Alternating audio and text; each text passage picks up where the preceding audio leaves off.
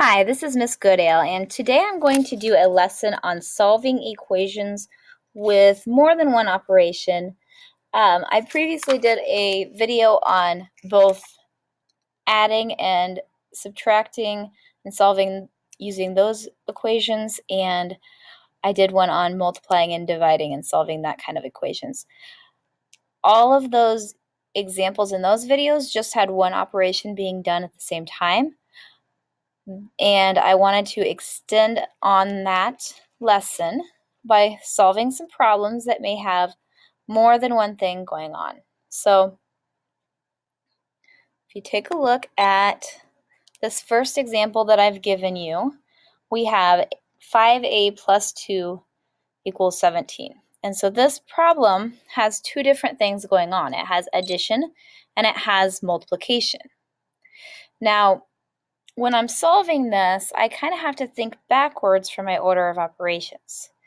So if I were doing order of operations, I would multiply first. So that means I can't really separate my 5 and my a because that would mess up the rest of the problem. I have to do something with the 2 first. So what I'm going to do is just like in the other video, I have to do the opposite. So if I add 2 over here, to get rid of it, I have to subtract it.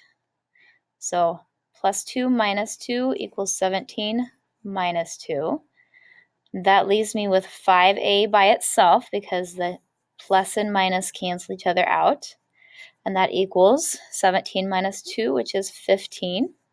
Now I'm just left with a simple equation that is a letter times a number.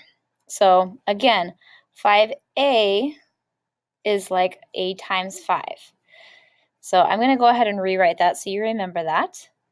And so to do the opposite, I have to divide it by 5. That means I divide the other side by 5. That means this cancels out, and I'm left with a over here. And 15 divided by 5 is 3. The next one has division and addition. Now, if I were going to do this, I would have to add what's on top here before I could divide. So I want to go ahead and get rid of this division. I can't separate this addition here because I'm dividing by whatever my result of my addition is. So I'm going to go ahead and rewrite that. X plus 3 divided by 9 equals 5. To show you the opposite, x plus 3 divided by 9, opposite is times 9, which is 5 times 9. Okay, so this cancels each other out. I'm left with x plus 3 over here, and 5 times 9 is 45. And then to get rid of my 3, I have to do the opposite of adding 3, which is subtracting 3. So plus 3 minus 3 equals 45 minus 3. This cancels each other out, so I'm left with x here. And then 45 minus 3 is 42. All right, and then I'll do another problem here. This one is kind of similar to the first one. So 4a minus 4 equals 8. The opposite of subtraction is addition, so I have to add my 4 to get rid of it first. Okay, and then that would cancel it out.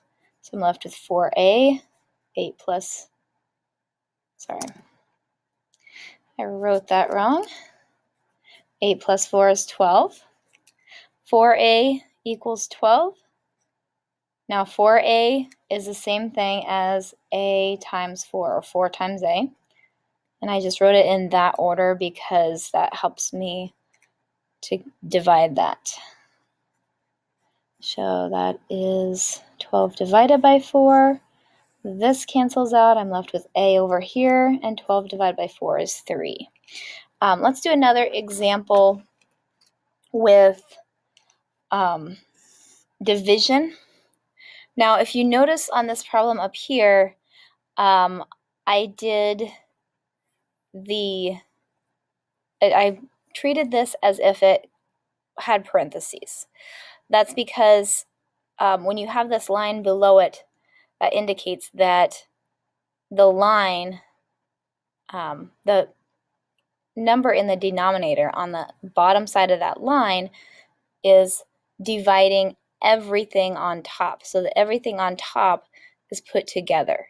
So you would treat it pretty much like there's parentheses there. So let's do another example that's kind of like that.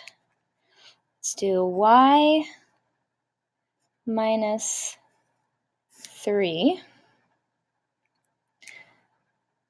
divided by 6 equals 3. Okay, so again, just like I did on the other one, I'm going to treat this like it goes together. So I want to do the division, or undo the division first. I'm going to rewrite this with a division sign to help us think of it that way.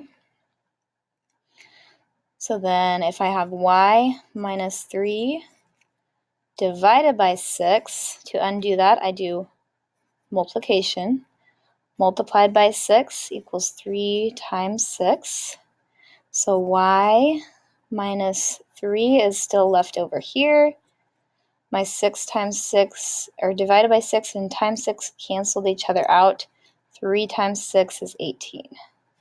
Now I just have y minus 3, and I have to get rid of the minus 3. So I do the opposite, which is plus 3, and that is equal to 18 plus 3. So y is equal to 18 plus 3 is 21. Okay, that's just kind of a short run through of some problems like that. You don't get too many that are very complicated in your books, but I wanted to at least add in another step on those so that you would know if you came across them.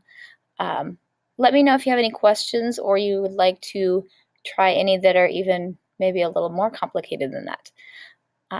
Stay tuned for more videos.